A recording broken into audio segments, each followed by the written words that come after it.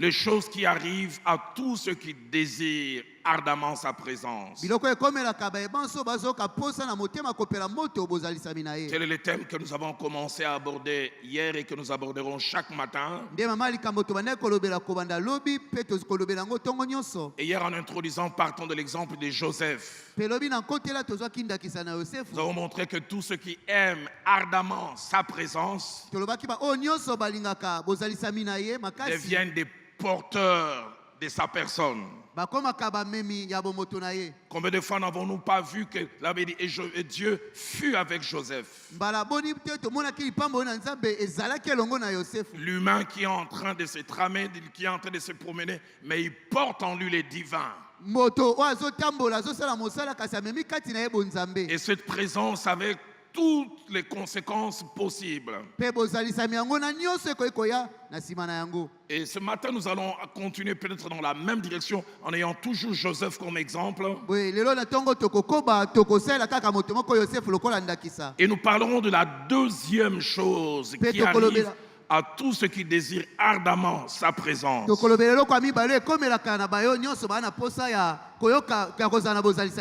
Je vais rapidement, de manière laminaire, lire ces 6 passages, mais les 4 premiers, je vais lire seul. Mais les 2 derniers passages, je vais lire avec Pasteur Christian, que je vous prie d'apprécier si vous m'aimez.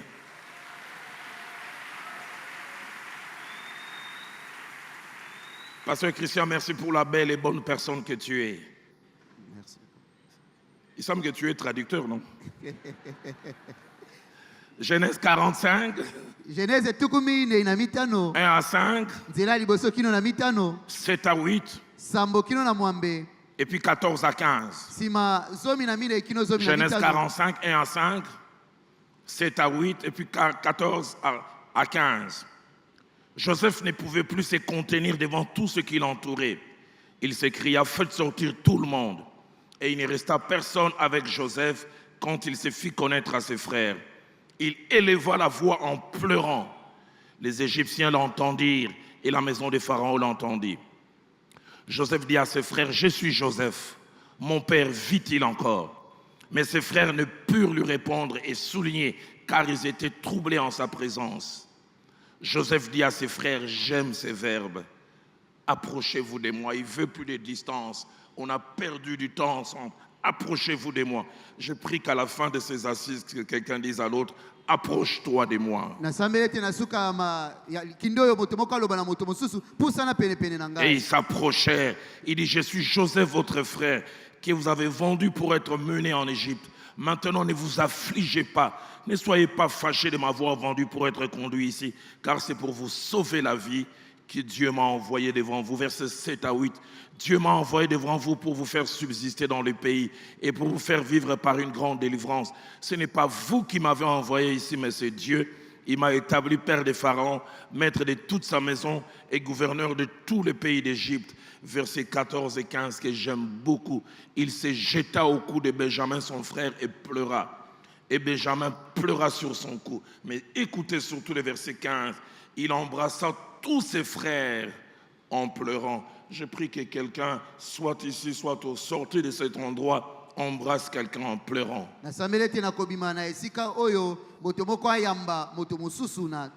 Après quoi ses frères s'en traitèrent avec lui. Ils ont aussi Genèse au chapitre 50. Verset 15 au verset 21. Quand les frères de Joseph virent que leur père était mort, ils dirent: si Joseph nous prenait en haine et nous rendait tout le mal que nous lui avons fait. C'est-à-dire qu'ils étaient conscients du mal. Et ils dirent à Joseph: ton père a donné cet ordre avant de mourir. Vous parlerez ainsi à Joseph: oh, pardonne les crimes de tes frères. Eux-mêmes nomment cela un crime parce qu'ils reconnaissent la quantité et la qualité du mal fait. Pardonne les crimes de tes frères et leurs péchés, car ils t'ont fait du mal. Ils reconnaissent cela. Pardonne maintenant le péché des serviteurs du Dieu de ton père.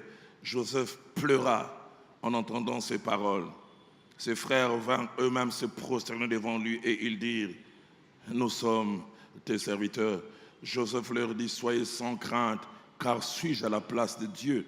Vous aviez médité de me faire du mal, mais Dieu l'a changé en bien pour accomplir ce qui arrive aujourd'hui, pour sauver la vie à un peuple nombreux. Soyez sans crainte, je vais vous entretenir, vous et vos enfants.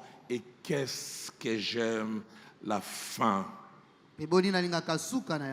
Le cœur meurtri commence à être le cœur qui console, le cœur qui l'emmétrit. Seigneur, aide-nous à vivre cette chose ce matin. Et il est consolant en parlant à leur cœur. Nous lisons troisième portion, troisième passage, Matthieu chapitre 5. Notre lecture va du verset 43 au verset 48. C'est Jésus qui enseigne. Vous avez appris qu'il a été dit, tu aimeras ton prochain, tu haïras ton ennemi. Ça, c'est la loi ancienne qui comprenait et qui s'adaptait aux standards de l'homme. Mais Jésus vient apporter une révolution. Mais moi, je vous dis, aimez vos ennemis. Bénissez ceux qui vous maudissent, faites du bien à ceux qui vous haïssent, priez pour ceux qui vous maltraitent et vous persécutent. Et écoutez, c'est ce qui vous qualifie à une chose, afin que vous soyez fils de votre Père qui est dans les cieux. Car il fait lever son soleil sur les méchants et sur les bons. C'est-à-dire même Dieu n'est pas sélectif. Il y a des méchants, il y a des bons, mais il leur donne le soleil. Il fait pleuvoir sur les justes et sur les injustes. Et écoutez les versets 46. Si vous aimez ceux qui vous aiment, l'original dit, si vous aimez ceux qui vous aiment seulement, quelle récompense méritez-vous? Les publicains aussi n'agissent-ils pas de même? Et si vous saluez seulement vos frères, que faites-vous d'extraordinaire? Les païens aussi n'agissent-ils pas de même? Et challenge au verset 48, soyez donc parfaits comme votre Père Céleste est parfait.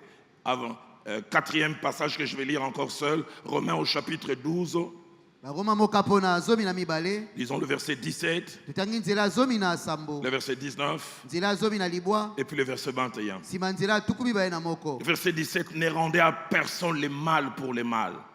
Recherchez ce qui est bien devant tous les hommes. Verset 19, ne vous vengez point vous-même, bien-aimés, mais laissez agir la colère, car il est écrit, à moi la vengeance, à moi la rétribution. Verset 21, ne te laisse pas vaincre par le mal, mais surmonte le mal par le bien. Les deux dernières portions, et ça c'est pasteur Christian va les traduire avec moi. Matthieu chapitre 5, le seul verset 23.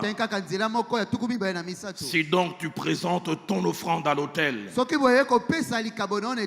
et que là tu te souviens que ton frère a quelque chose contre toi, verset 24, laisse là ton offrande devant l'autel et va d'abord te réconcilier avec ton frère, puis viens présenter ton offrande. Et nous terminons avec le psaume 61 que je crois sera le cri de quelqu'un tout à l'heure à la fin, ici dans la salle ou peut-être au travers de médias, quelqu'un qui nous suit. Psaume 61 verset 3, du bout de la terre je crie à toi, le cœur abattu. Conduis-moi sur les rochers que je ne puis atteindre. Conduis-moi sur les rochers que je ne puis atteindre. Deuxième chose, parmi ces choses qui arrivent à tous ceux qui désirent sa présence, sa présence touche notre cœur, nous empêche d'être rancuniers et fait de nous des personnes extraordinaires. Je voudrais le répéter, sa présence touche notre cœur, nous empêche d'être rancuniers et fait de nous des personnes extraordinaires. Qu'est-ce donc la rancœur ou la rancune? Ces sentiments naturels et compréhensibles, des greurs qui restent sur le temps, du non seulement au souvenir du mal qui nous a été fait mais de la profondeur de ce mal.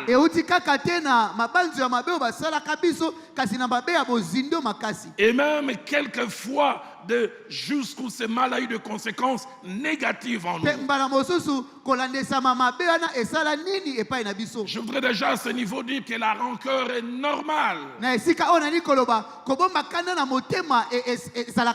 On est humain. On a un cœur. Cette jeune fille qui est violentée par un oncle qui lui vole sa virginité, on est déchiré.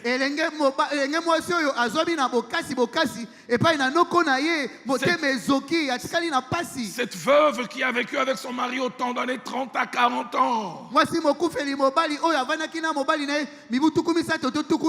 Elle perd son mari, des fois même le deuil n'est pas encore fini. Certains membres des familles viennent, prennent tout. On te jette dehors. Tu as une amie. Tu la prends comme une partie de toi-même. Et tu apprends derrière le dos que c'est elle qui triche avec ton fiancé. Tu as fait confiance à quelqu'un. Tu lui as ouvert des portes. Et puis après tu entends des mauvaises choses que cette personne dit. Ça fait mal.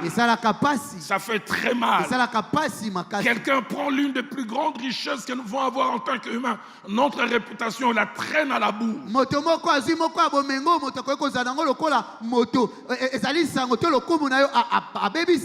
En vous faisant passer pour celle ou celui que vous n'êtes pas. Ça fait mal. Ça fait très mal. La Bible dans Genèse 25 parlant de ce que Ésaü a ressenti quand Jacob lui a volé les droits d'aînesse.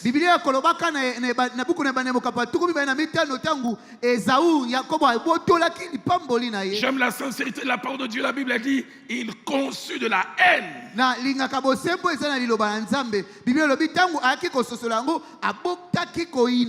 Et il eut désormais comme projet je veux tuer Jacob. Peut-être qu'on vous a jamais fait du mal. Le pasteur Vernon disait le meilleur conseil sont ceux qui ne vivent pas la situation. Tu me vois pleurer, tu dis pota mukega raison les est-ce que ça dans nous même une petite blessure te fait pleurer autant. C'est moi qui ressens cela. 4 vérités au sujet de sa présence. Celle que nous recherchons ardemment. Premièrement, sa présence a une capacité transformatrice. Elle change radicalement, complètement, totalement. Et je le crois, sa présence durant cette vingtaine change aussi nos cœurs.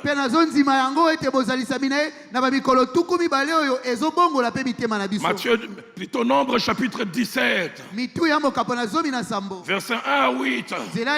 Dans la présence de Dieu, la verge sèche d'Aaron est redevenue vivante et a donné même des fruits.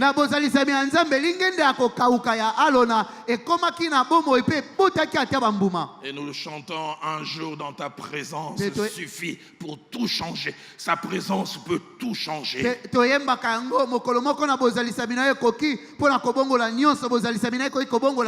je le crois, avant de changer l'extérieur, sa présence change notre intérieur. Deuxième chose que je redis rattachée à sa présence. Sa présence a la capacité de nous amener à faire ces 2 mouvements que l'apôtre Paul mentionne. Dans Ephésiens chapitre 4, verset 21 à 24. Attaché à ce processus de la nouvelle naissance. Sa présence nous amène à nous dépouiller du vieil homme. De plus en plus, on enlève ces vieux costumes. Mais deuxièmement, sa présence nous amène à nous revêtir de l'homme nouveau. Et je prie que cela soit notre partage. Troisième chose, attaché à sa présence. Sa présence, non seulement qu'elle nous touche radicalement, mais elle nous amène à devenir des personnes extraordinaires. Extraordinaires. L'extraordinaire, c'est ce qui est rare. L'extraordinaire, c'est ce qui n'est pas commun. Les cailloux est ordinaire. Les cailloux est ordinaire. Mais le diamant est extraordinaire. Il n'y a pas trop d'efforts pour trouver un caillou. Mais il faut des fois creuser jusqu'au fond pour trouver un diamant. Sa présence nous rend extraordinaire. Et dans 1 Samuel au chapitre 24, je voudrais qu'on lise cela. Verset 11 à 14. Et puis verset 16 à 20. Aidez-moi en me plaçant ce passage. Je toucherai tout à l'heure plus l'exemple de Joseph, mais je prends déjà cet exemple. À cause de Saül, David est devenu presque un sans domicile fixe. Gendre du roi. Héros d'Israël. Désormais, il passe la nuit à la belle étoile. La caverne est devenue sa maison. Il va de lieu en lieu. Il est traqué comme une proie par Saül. Et ce jour-là, Saül est à sa merci. Ceux qui le suivent ont même une interprétation en disant: ce Dieu qui te donne ton ennemi, élimine-les. Remettez-moi ce passage. David, un homme extraordinaire. Il décide de ne rien faire de mal à Saül. Et quand il se retire, écoutez ses propos. Je prie que ça te parle plus que moi. Il dit: tu vois maintenant de tes propres yeux que l'Éternel t'avait livré aujourd'hui entre mes mains dans la caverne. On m'excitait à te tuer, mais je t'ai épargné. J'ai dit: je ne porterai pas la main sur mon Seigneur. Il les respecte même, il appelle mon Seigneur.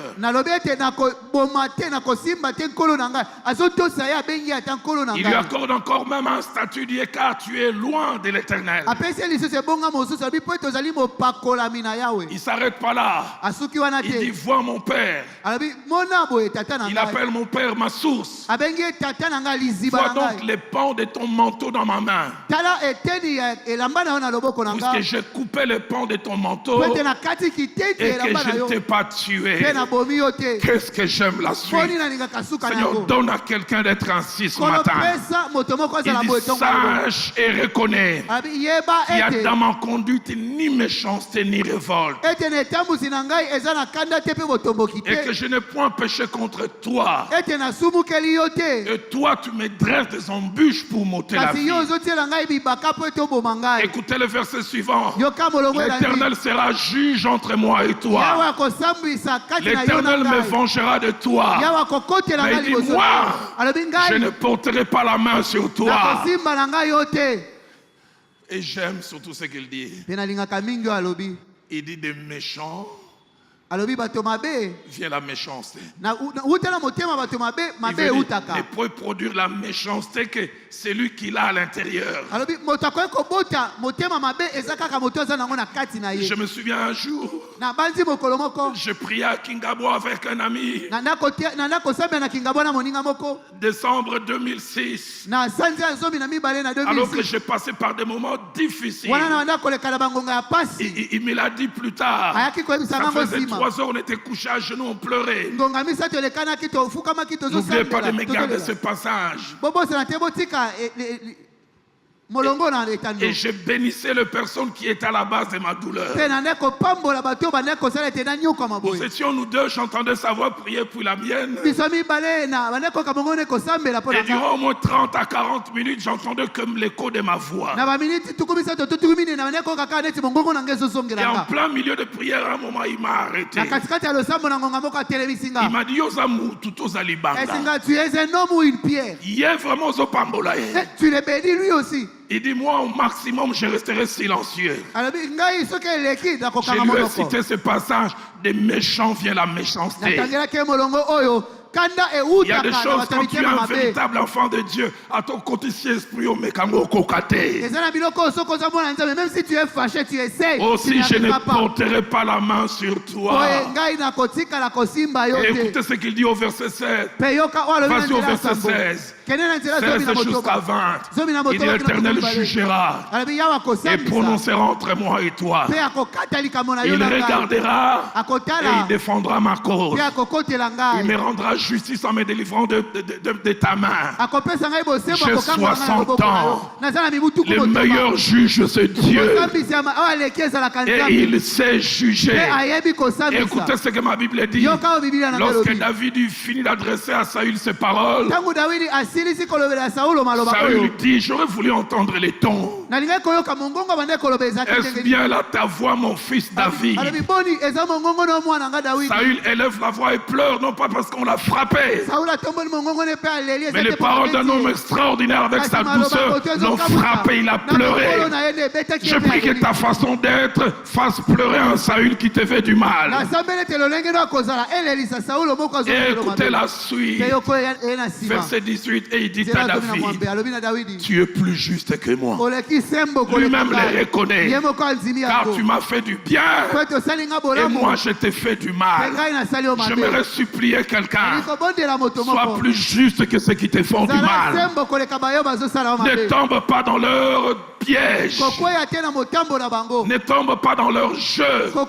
Et lui-même commence à témoigner. Tu manifestes aujourd'hui la bonté avec laquelle tu agis envers moi, puisque l'Éternel m'avait livré en tes mains et tu ne m'as pas tué. Écoutez ce qu'il dit au verset 20. Si quelqu'un rencontre son ennemi, le laisse-t-il poursuivre tranquillement son chemin? Étrange, parce qu'il rencontrait quelqu'un d'extraordinaire, il se met à le bénir. Ta bénédiction sortira de la bouche de ceux qui te veulent du mal. Quand ils te verront être extraordinaire, il dit que l'Éternel te récompense pour ce que tu m'as fait en ce jour.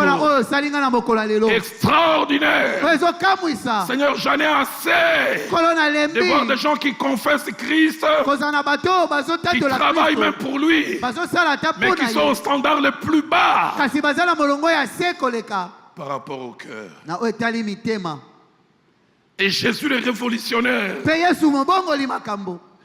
dans Matthieu 5 que nous avons lu, 43, 48, remettez-moi ça. Il vient au verset 43, il rappelle la loi d'autrefois. La loi d'autrefois, elle était compréhensible. Elle disait, tu aimeras ton prochain, mais ton ennemi, tu peux les haïr. Ça, c'est la loi.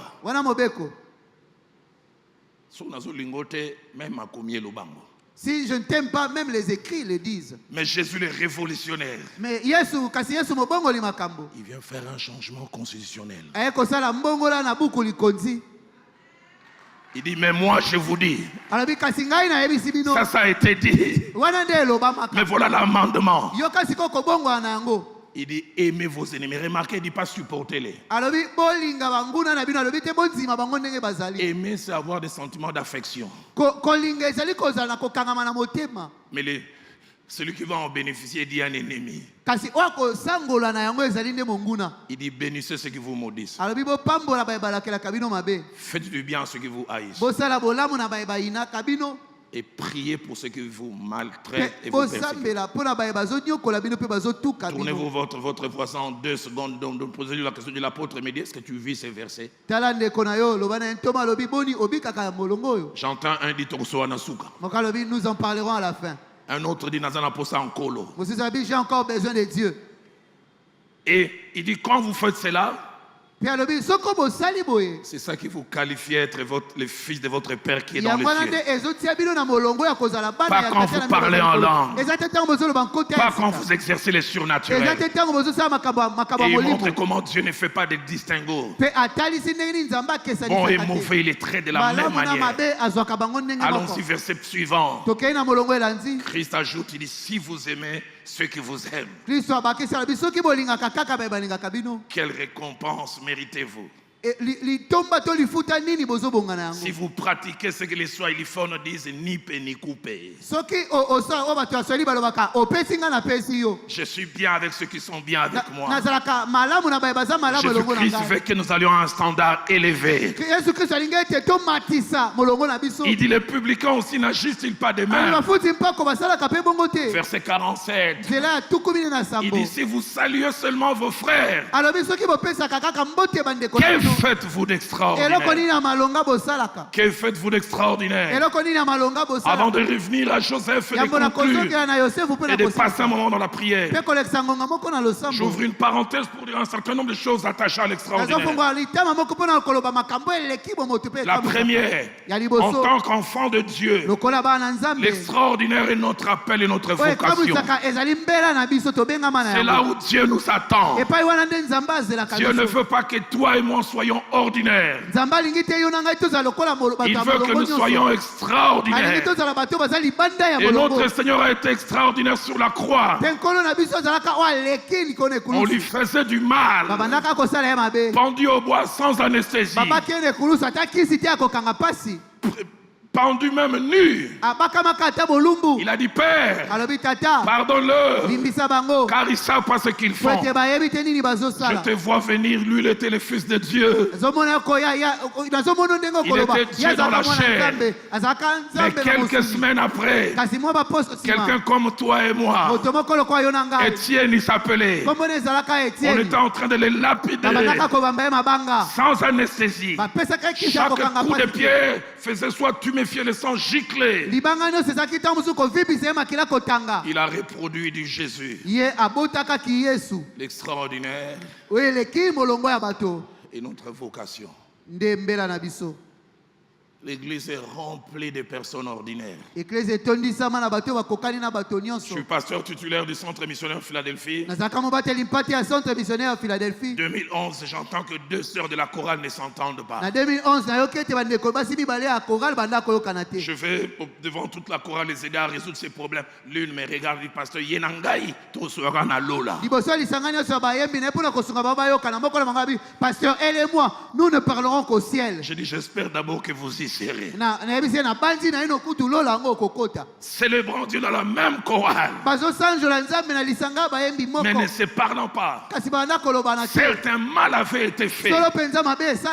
Mais comment on peut avoir un cœur dur jusqu'à ce point? Et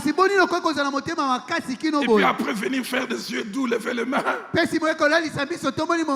Tu nous amènes ou devant le trône, ou tu nous amènes ailleurs. Que Dieu nous donne l'extraordinaire.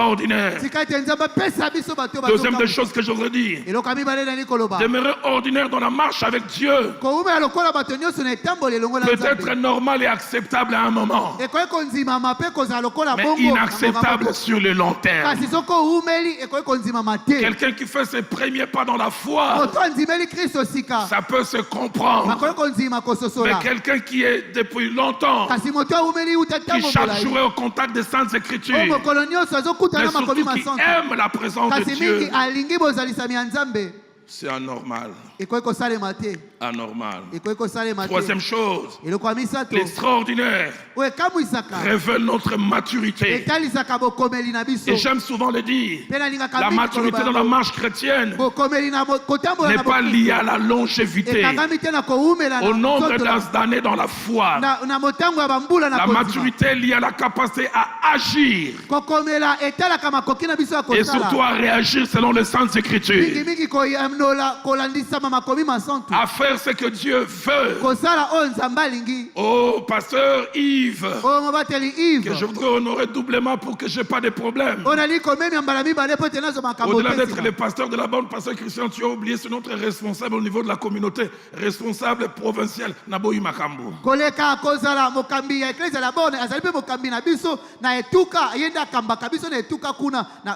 y a quelques années à la borne de Bruxelles, il a prêché un merveilleux message.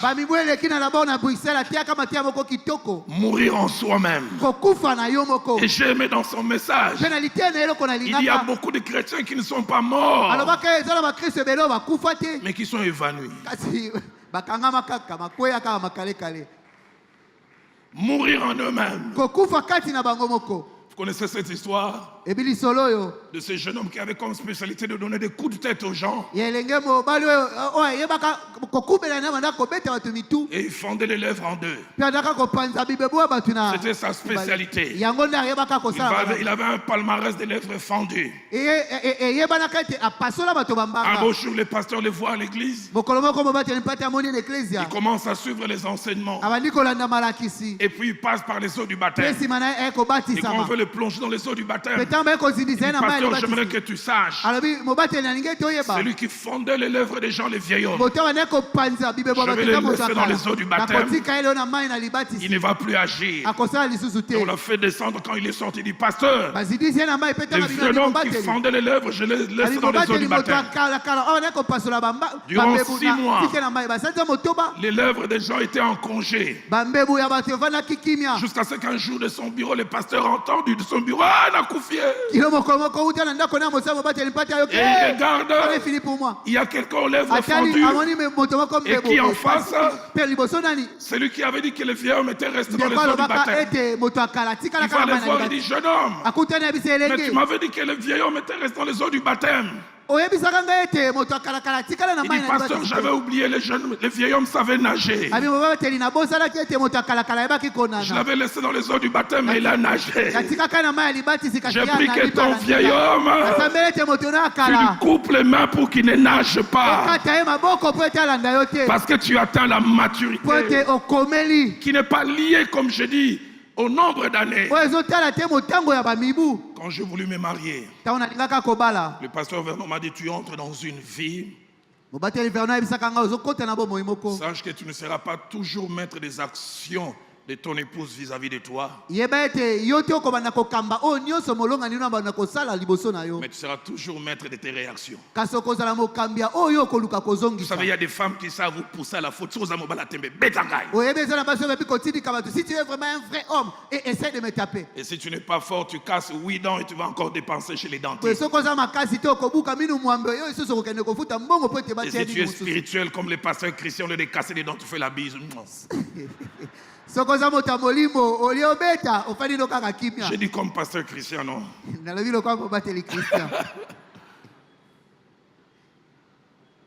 C'est pourquoi Jésus a dit, si quelqu'un te frappe sur la joue gauche,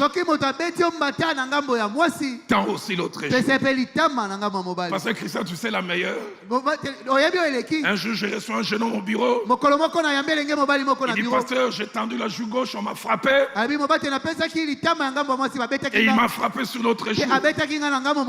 Et j'ai dit, comment tu as fait? Il dit, j'ai réagi parce que pour la suite, Jésus a été silencieux.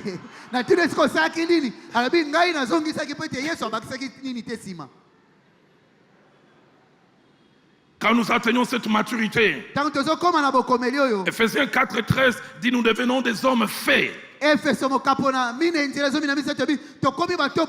Nous atteignons la stature parfaite de Christ.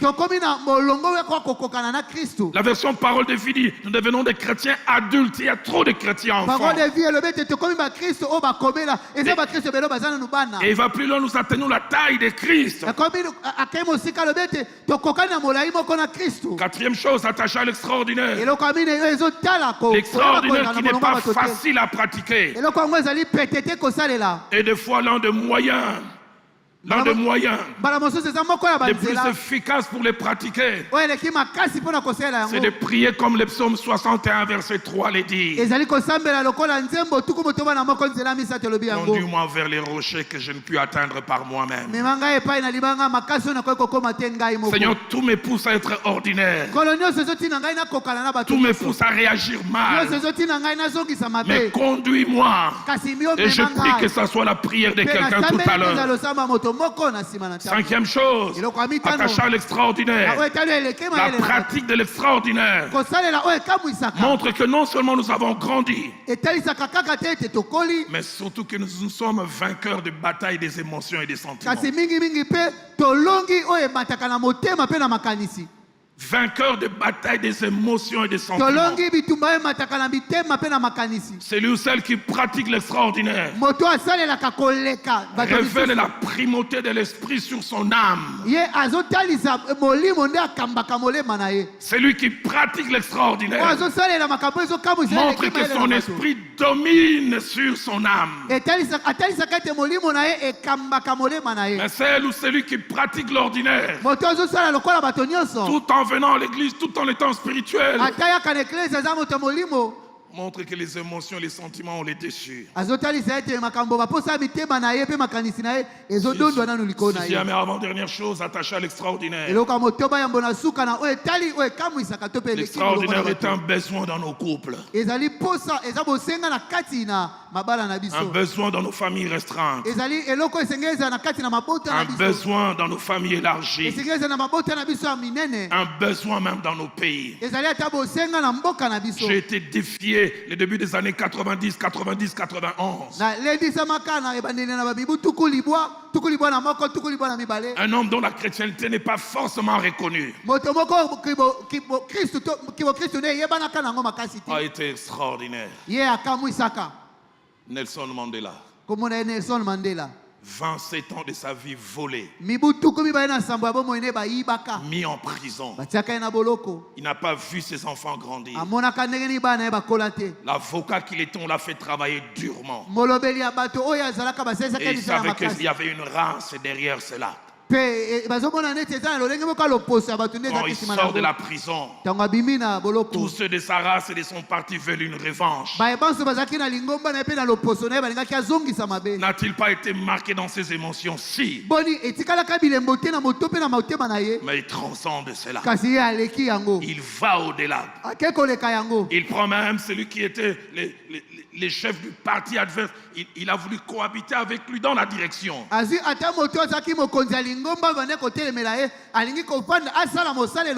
Et il a sauvé l'unité d'une nation. Marqué dans sa chair, marqué dans son âme. Mais il s'est surpassé. Septième et dernière chose attachée à l'extraordinaire.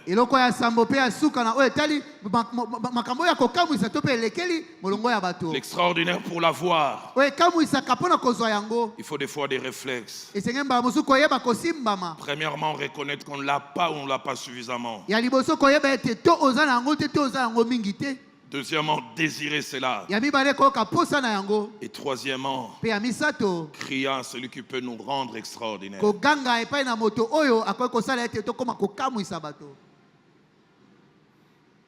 Quatrième chose, attachée à la présence de Dieu.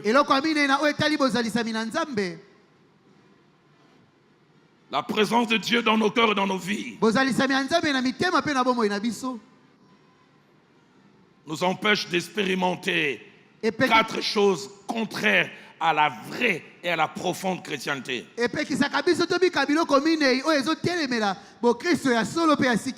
Premièrement, à faire de nos cœurs des prisons. Il y a des cœurs, si Dieu ouvre, il verra des gens enchaînés. Des gens condamnés à 10 ans, 15 ans, 20 ans de servitude pénale. Deuxièmement, que nos cœurs ne soient pas de lieux où se prépare la vengeance.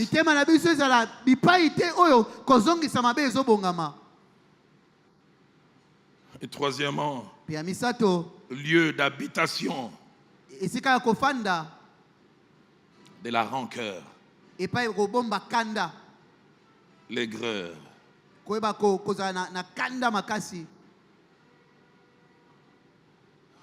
Et quatrièmement,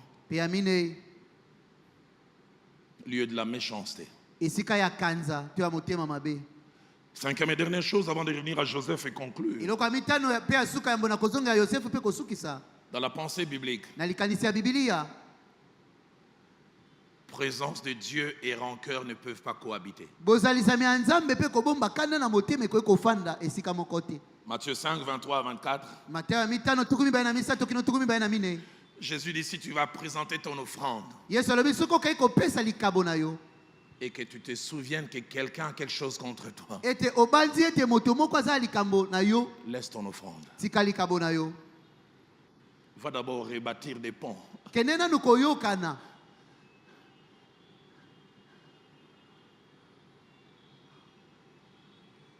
Pourquoi? Parce que la présence de Dieu et rancœur ne cohabitent pas. Joseph, au travers de ses avis, nous enseigne l'extraordinaire.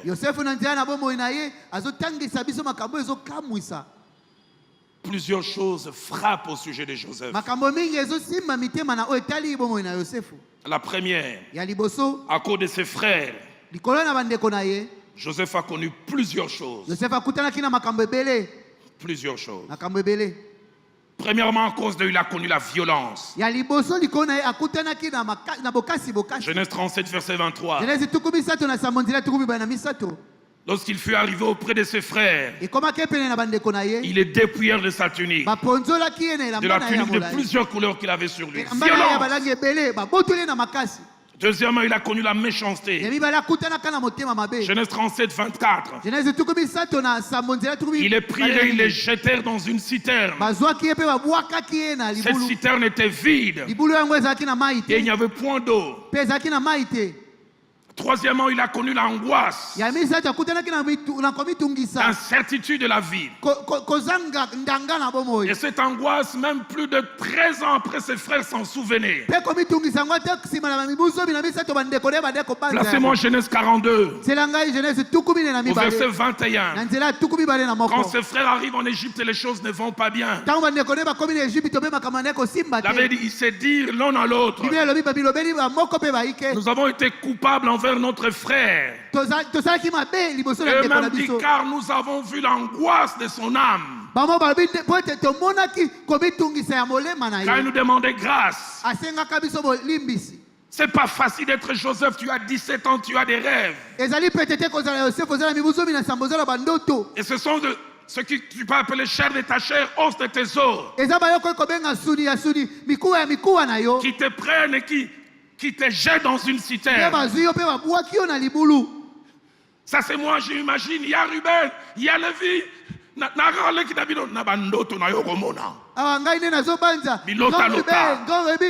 Je suis votre petit frère. Il dit avec tes rêves, tu parles beaucoup trop. Tu vas subir tout ça. Nous avons vu l'angoisse de son âme quand il nous demandait grâce. Nous ne l'avons point écouté. Et ceux qui sont à la base de l'angoisse, ce sont ses frères. Ça ne s'arrête pas là. Au-delà de l'angoisse, Joseph a connu l'ultime humiliation. L'abaissement. Genèse 37, 28 et 36. Il est vendu. Et à l'époque, quand on vendait un esclave, on devait l'amener nu. On devait les regarder de part et d'autre. Allez, ouvre la bouche. On compte s'il y a 2 dents absentes, les prix baissent. Et tout ça, ce sont mes frères qui m'amènent à ça. J'en parle pour montrer jusqu'où il pouvait être blessé. 5e chose, il connaît les déracinements. Non pas un déracinement doux, un déracinement violent. Obligé de découvrir un pays nouveau, une culture nouvelle, une nouvelle langue qu'il doit apprendre. Il ne voit plus le visage habituel, des visages nouveaux. Mais ça ne s'arrête pas là. Même son statut change. L'enfant choyé, l'enfant chéri à la maison devient un domestique. Et je voudrais insister à cause de ses frères. On le traite durement. Et quand il est là, il peut dire tout ceci à cause de Ruben. Tout ceci à cause de Lévi et les autres. Plus tard, il connaît un événement qui n'a pas ses frères à la base. Mais comment ne pas mettre cela aussi sur leur compte?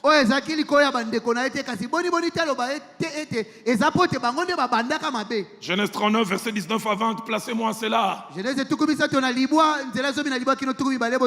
Une femme l'accuse faussement. On les jette en prison. On les jette en prison. Vas-y au verset 20. Il prit Joseph et les mit dans la prison. Placez-moi les psaumes 105, un passage des fois que nous ne lisons pas, mais qui montre juste que Joseph avait eu mal. Au verset 18. Psaume 105, verset 18. Écoutez ce que ma Bible dit. On serra ses pieds dans des liens. Et on les mit au fer. On serra ses pieds dans des liens. La version d'Arbi dit, on lui serra les pieds dans les cèpes et les fers pénétra dans son âme. Vendu dans un pays étranger, prisonnier. Et au plus bas il peut se dire, à cause d'eux. À cause d'eux. Des années plus tard, il a passé 13 ans en Égypte. Il devient premier ministre, il a 30 ans. Les 7 années de vaches grasses finissent. La première année de vaches maigres commence. Joseph a 38 ans. C'est là où se passe la scène de Genèse 45. Alors que Dieu l'a consolé. Dieu a changé les choses. Dans sa routine de premier ministre qui reçoit des gens qu'il voit comme délégation, ce qui lui avait fait du mal. La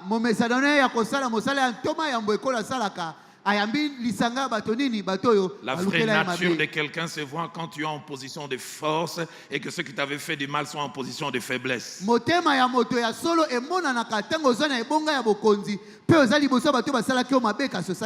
à ce moment où Joseph démontre l'extraordinaire. Il retrouve ses vieux bourreaux, mais il les retrouve en position de force. Il a la possibilité de leur faire du mal, de leur faire subir ce qu'ils lui ont fait subir. Genèse 45, verset 2 parle de la première des choses. Quand il se fit connaître à ses frères, il éleva la voix et pleura. C'était tellement fort qu'elle avait dit, les Égyptiens l'entendirent. J'aimerais dire à quelqu'un, des fois la guérison passe par les larmes. Des fois il faut laisser cette boule sortir, j'en parlerai tout à l'heure à la fin. Le verset 3, il avait dit, mais ses frères ne purent lui répondre car ils étaient troublés. Tout leur revient.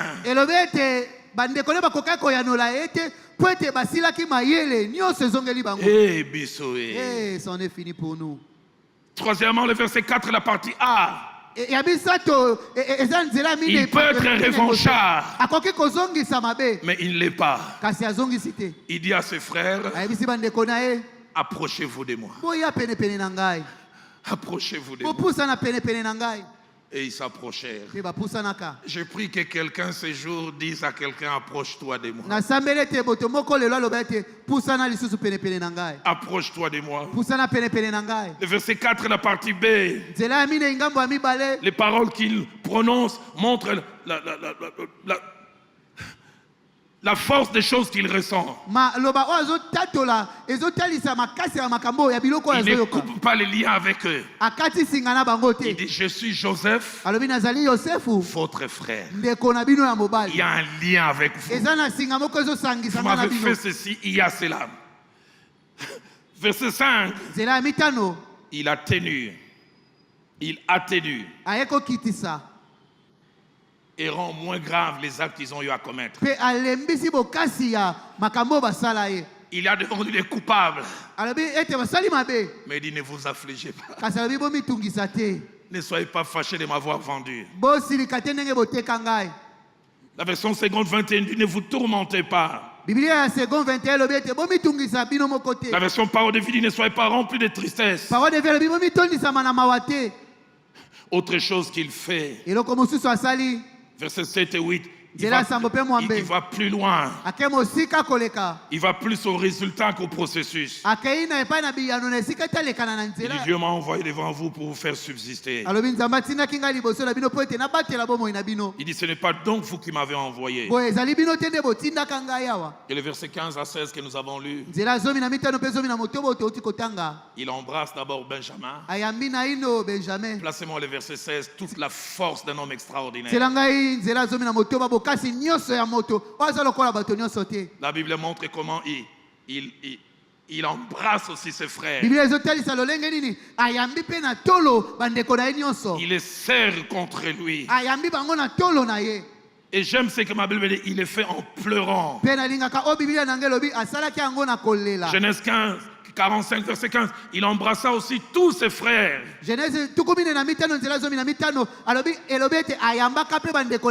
En pleurant. Une autre vieille version, la version du Rabbi Nadi, il embrassa tous ses frères et laissa couler ses larmes profondes.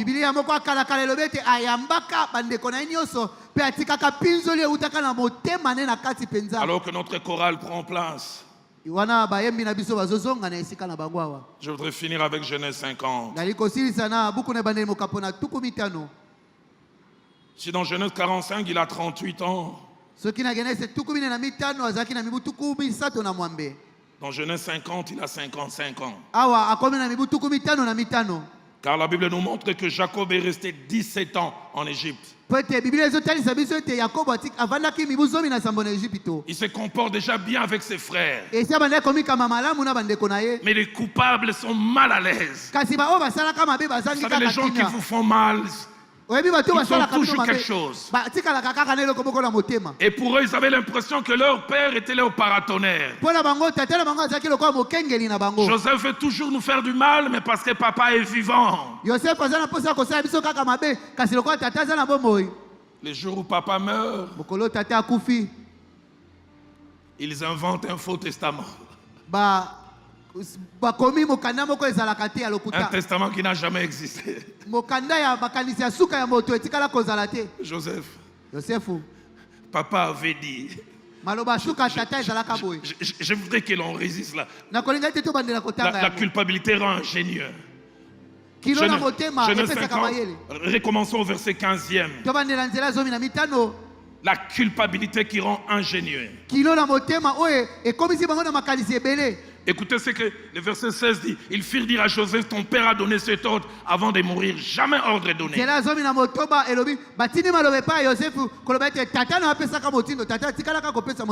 Vous parlerez ainsi à Joseph. Oh, pardonne les crimes de tes frères. Eux-mêmes reconnaissent qu'ils sont des criminels. Et leur péché, car ils t'ont fait du mal. Pardonne maintenant le péché des serviteurs du Dieu de ton Père.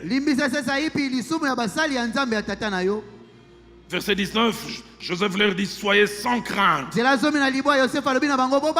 Suis-je à la place de Dieu? Verset 20.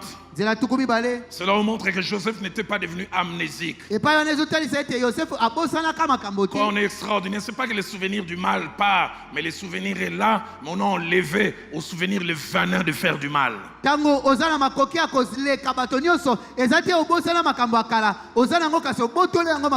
aviez médité de me faire du mal, mais Dieu l'a changé en bien. Quelle force il y a derrière le verset 21. Soyez donc sans crainte. Je vais vous entretenir.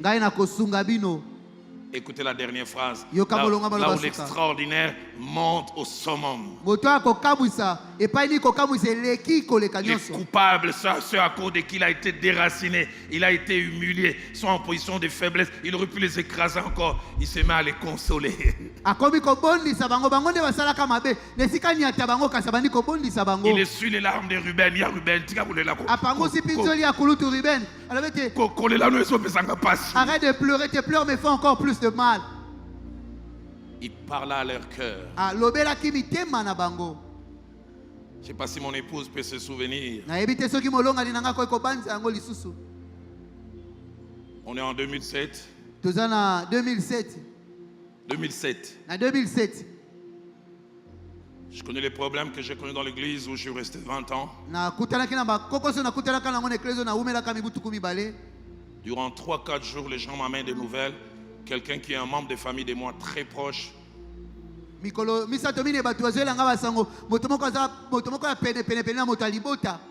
dit des mauvaises choses sur moi par rapport à ce qui s'est passé. Au 4e jour, même quelqu'un m'amène un enregistrement où je l'entends parler. Et les gens ont commencé à se servir de ça en disant même son frère les condamne.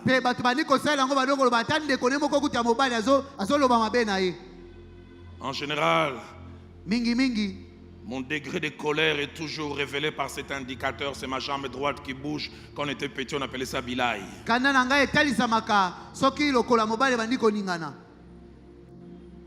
Un jour qu'on avait des échanges chauds avec maman Viviane, ma jambe a commencé à bouger.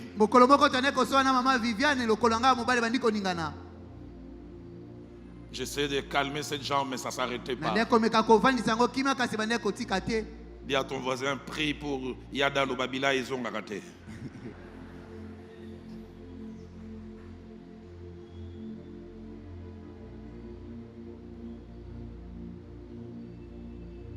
Seul dans ma chambre, je me suis mis à pleurer. C'est la 2e fois que ça m'est arrivé. J'ai pleuré avec un seul œil, je ne sais pas comment, un œil chômé.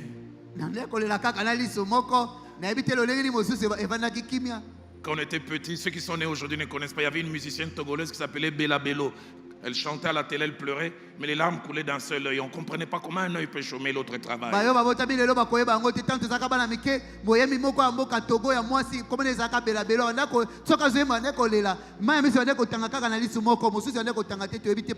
J'avais non seulement mal, mais j'avais mal parce que celui qui aurait dû me protéger, celui qui aurait dû faire front avec moi, non seulement m'écoulait, mais donner des arguments pour que les autres m'écoulent.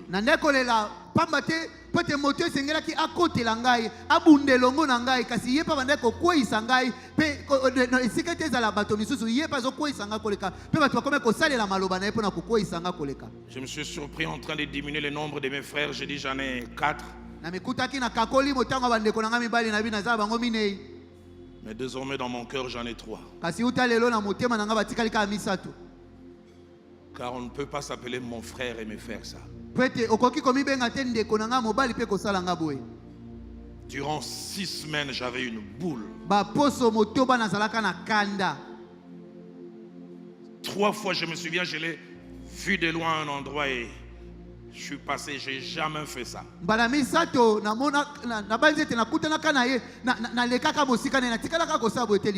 la fin de la 6e semaine, c'était tellement dur, je suis allé voir notre maman à Lausanne. Avant de lui parler, je pense avoir pleuré 45 minutes. Ça coulait des yeux, ça coulait des narines. Il y avait la mort.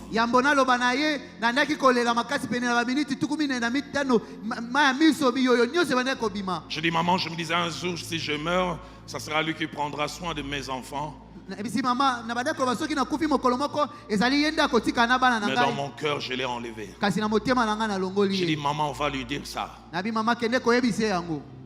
Maman m'a dit, je ne le ferai pas.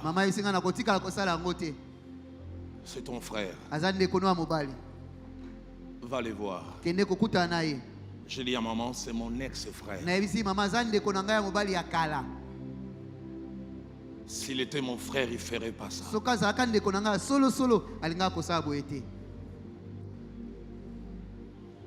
Et ma mère a prié pour moi. Je me souviens dans sa prière, Seigneur, ça c'est pas le Roland que je connais. Le Roland que je connais depuis tout petit, naturellement, il n'a jamais été méchant, rancunier.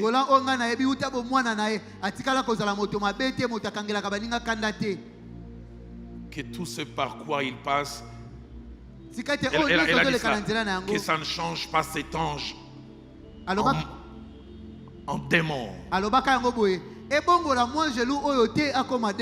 Je pensais rentrer à la maison. Je suis allé chez mon frère. Parce que je suis arrivé au portail, un endroit où j'entrais facilement. J'ai fait 30 minutes, je n'arrivais pas à entrer.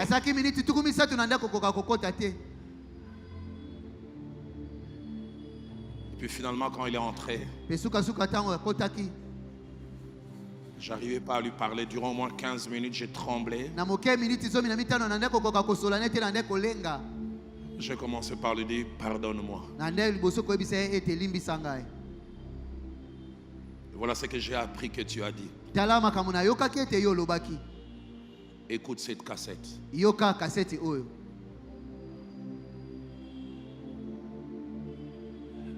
m'a dit, à Roland, je savais que je t'avais fait mal.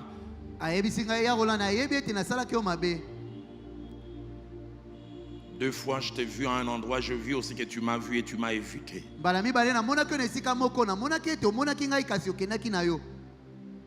On est tombés l'un dans les bras de l'autre. 50 minutes.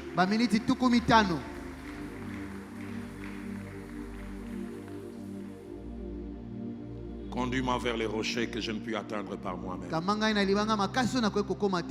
Aux yeux fermés, nos têtes courbées, ici et même ceux qui nous suivent au travers de médias, ceux qui désirent ardemment sa présence, comme Joseph, ne sont jamais rancuniers. Ils sont extraordinaires. Alors que ces cantiques seraient en train de chanter, je voudrais que cet endroit soit rempli d'hommes et de femmes qui, comme le psaume 61 verset 3 le dit, qui ont subi des choses comme Joseph, qui les ont blessés dans l'âme. Je ne sais pas, c'est un fiancé qui t'a laissé tomber, un chef au travail, un condisciple au travail qui t'a accusé faussement, un mari qui t'écrase, quelqu'un qui tu as fait du bien et qu'on ne te rendre du bien te fait du mal. Et tu es dans sa présence et tu dis, Seigneur, je veux être extraordinaire. Conduis-moi sur le rocher que je ne puis atteindre. Alors qu'une porte était en train d'être ouverte pour toi, quelqu'un l'a fermée et tu sais qui l'a fait. Je priais, Dieu m'avait dit cette matinée, c'est une matinée de guérison. Alors que ces cantiques mentent, parle au Seigneur. Et si Dieu t'a donné la capacité d'être extraordinaire, Seigneur, aide-moi à maintenir ces standards.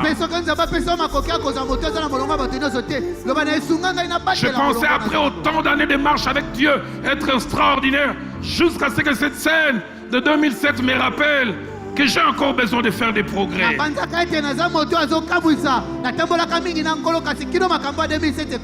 Quand je préparais cet enseignement, j'entendais une femme qui a les paroles d'un mari qui résonne dans son cœur. Ton mari qui t'appelle Zoba.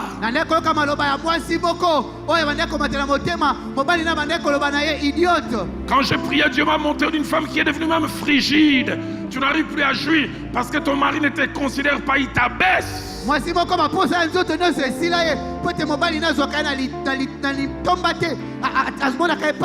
Et quand j'ai préparé cet enseignement, Dieu m'a parlé des 4 hommes. Il faut que j'en parle, qui n'arrivent plus à assumer dans leur vie intime. Et ta femme te traite de tous les noms à cause de cela. Et Dieu me montra parmi ces 4 hommes 2. Il m'a dit il y a 2 qui ne veulent plus aller vers leur épouse, non pas parce qu'ils ne veulent pas, mais parce qu'ils ne veulent pas qu'on leur fasse un mal plus profond. Dieu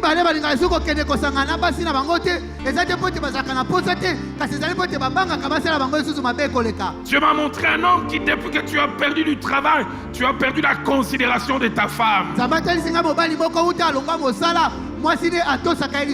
Cette matinée est une matinée de guérison. Et comme je l'ai dit, Matthieu 5, 23, 24, la présence de Dieu ne peut cohabiter avec la rancœur.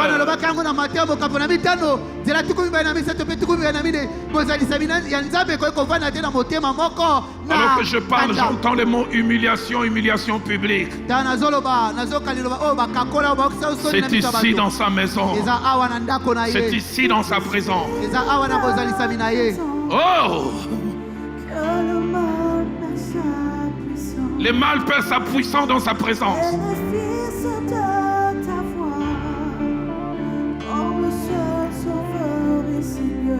Alléluia. Qui ne se passe pas ailleurs. Comme Joseph, quelqu'un doit pleurer. Faites sortir ces choses. Qui se passe dans l'adoration. J'entends quelqu'un crier, dit Seigneur, j'ai mal.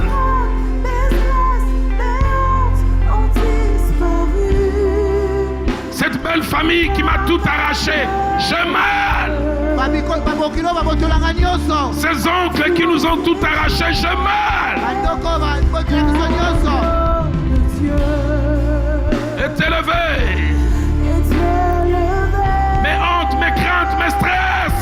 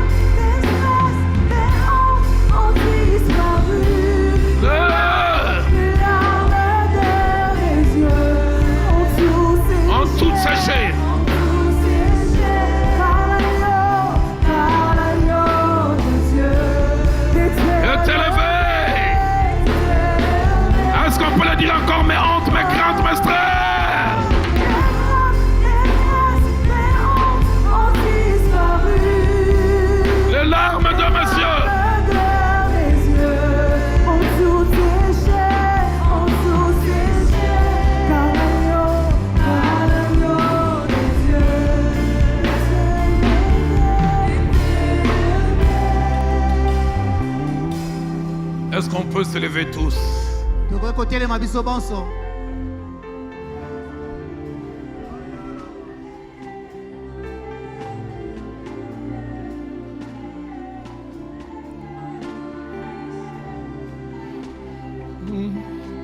Elekinga mayele.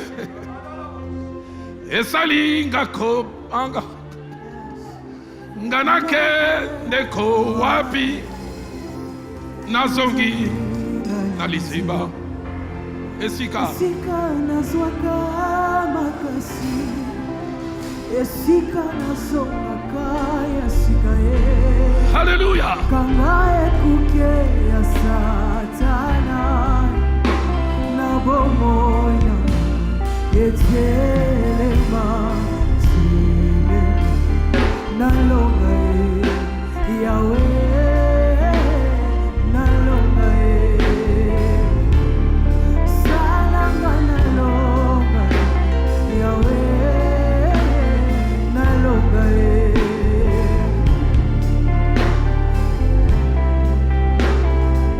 Et si la beauté, et si la beauté, ça s'arrête la beauté, beauté, beauté, balonga ngaite, balonga ngaite, ngaite, ngaite, nakwea na sete, nakwea na sete, na sete, na sete, yango na zakose.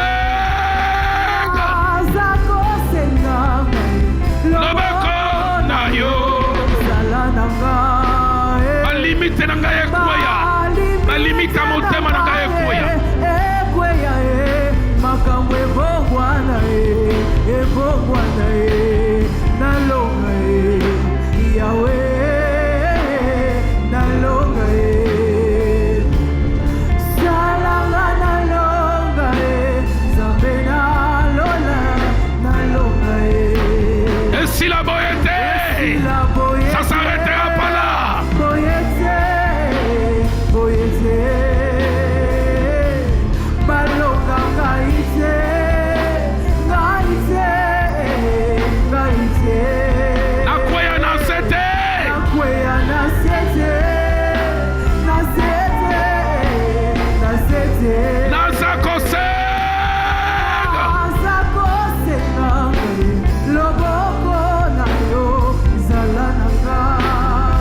Je le sens dans mon cœur.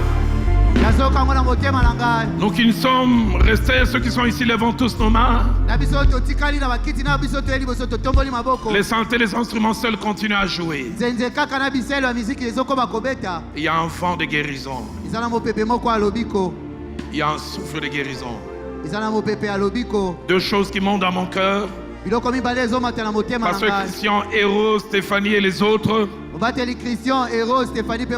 Tout à l'heure, quand on aura dit non, que certains ne partent pas. Depuis 3 jours, chaque fois que je priais, je voyais des gens vomir et vous récoltez les vomissures. Et je voyais à plusieurs vous donner du sel anglais et vous voulez vous rassurer que à la fin, il n'y avait que les crachats. Tant que ce n'était pas devenu un color, vous continuez à presser leur ventre.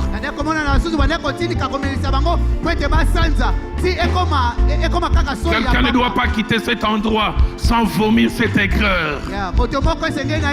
On m'a fait mal, j'ai mal à ce niveau. C'est difficile. J'en fais à tel.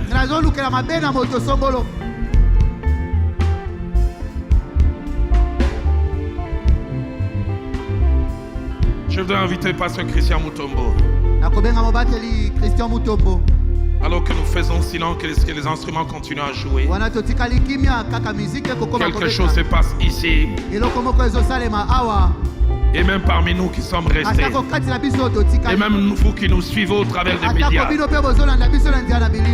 Dans mon esprit, c'est tellement clair. Je vois une femme qui nous suit en train de pleurer. Et Dieu me dit de prier pour toi. Seigneur, que cet esprit de dépression qui amène ces maux de tête qu'elle a, et même ces insomnies à cause de ce qu'elle a vécu, que ça la libère au nom de Jésus.